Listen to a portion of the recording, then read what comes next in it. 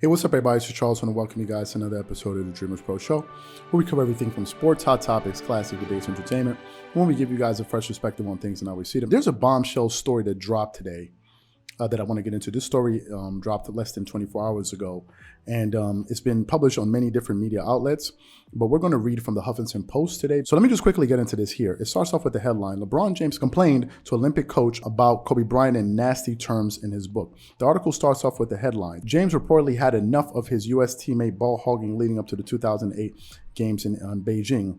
Agitated by USA's team Kobe Bryant's selfish play leading up to the 2018 Beijing Olympics, LeBron James urged the coach Mike Krzyzewski to remedy the problem in the severest of terms, according to a new book. The resentment came to a head when Bryant took a low percentage shot in an exhibition against Australia. Players can police themselves, but in this instance, as LeBron was coming off the court, said to Mike, "Yo, coach, you better fix that mother effing," as he walked by. A team staffer said in Ian O'Connor's Coach K, The Rise and Reign of Mike Krzyzewski, an advanced copy of which was obtained by the Huffington Post. He was talking about Kobe Bryant. The book says he met with Bryant privately and showed him clips of his BS shots, telling Kobe Bryant there has to be more ball movement. Bryant looked right at him and said, "I got it, coach. I got it. Don't worry. Sorry about that." The U.S. would go on to win the Olympic gold. Bryant and James were also teammates on the 2012 Olympic teams in London. James later expressed regret that when he joined the Lakers in 2018, 2 years after Kobe Bryant had retired, a planned meeting with the former Laker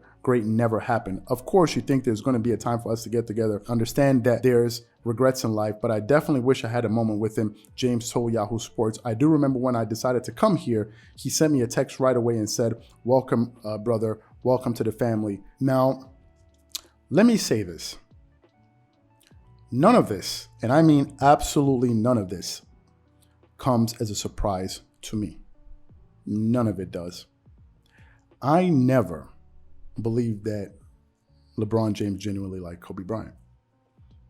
I never believed it. And I think Kobe Bryant understood that. If you look at LeBron, if you observed the relationship between LeBron and Kobe Bryant, you could see that Kobe Bryant always kept him at a wave's length, at a distance. He always kept his distance with him. You could read body language. Even when they were on the court together, Kobe, I was one of the biggest Kobe Bryant fans ever. So I watched every game, almost every game he played, all of the post-game interviews, practice interviews, when they would ask him about different things. I know pretty much everything. There will be players in the NBA, things would be happening with them. Kobe Bryant would say, I don't care what this guy's, I don't care. There's so many audios of him at the Lakers scrimmages where he would say this.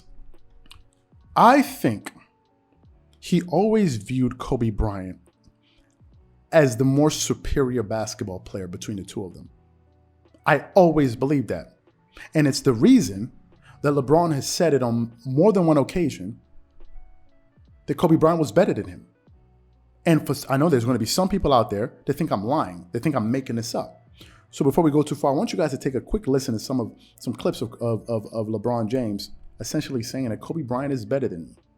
Take a listen to that. They're in Cleveland this past week. So let me ask both of you. Kobe, you start. Tell me how you see LeBron's game developing after just going up against him this week. I mean, he's an incredible player. I think, his size and, his mesh with his quickness and his leaping ability, his passing ability, his shooting ability. I think he's just he's a tremendous all-around player. LeBron, how's Kobe doing these days? Well, like I've been quoted in the past, and I will continue to be quoted, I think he's the best player in our league right now. What he's able to do offensively and defensively is, it's unbelievable. And I look up to a guy like Kobe Bryant just because of what he's able to do every night he goes out on the basketball court. So, once again, I'm quoted again saying that Kobe Bryant is the best player in our league. Who's the best player in the NBA? Kobe Bryant. Better than you? I would have to say right now. He's a really, really good player. Individually, he has some of the best skills that the NBA has ever seen in history.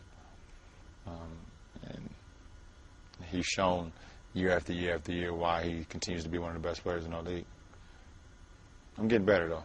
Now, I'm sure some people who are already turned off by what I'm saying and turned off by the work that we're doing, they probably turned down the volume on that video. I don't care. But I never thought that LeBron liked Kobe, and I've always thought that he viewed Kobe as the more superior player. I think the single biggest thing LeBron and his camp did, successfully, by the way, was to make sure that they eliminated Kobe Bryant from the minds of NBA fans. I think it was a concerted effort. And I think to a great degree they have succeeded. I think he wanted people to think that Kobe and Jordan were further away, if we're talking about greatest players of all time, than they really were. That way it would open up an avenue for people to somehow believe that LeBron was closer to Jordan in terms of skill level, being a better player, whatever, than Kobe Bryant was.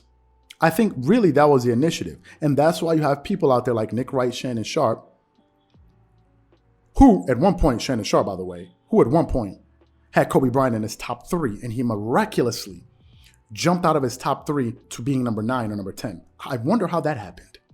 I wonder how so many retired players can move around on the top 10 list. But y'all explain to me, and Chris Broussard and others. These are the guys that usually rank Kobe Bryant very, very low when we're talking about all-time standings.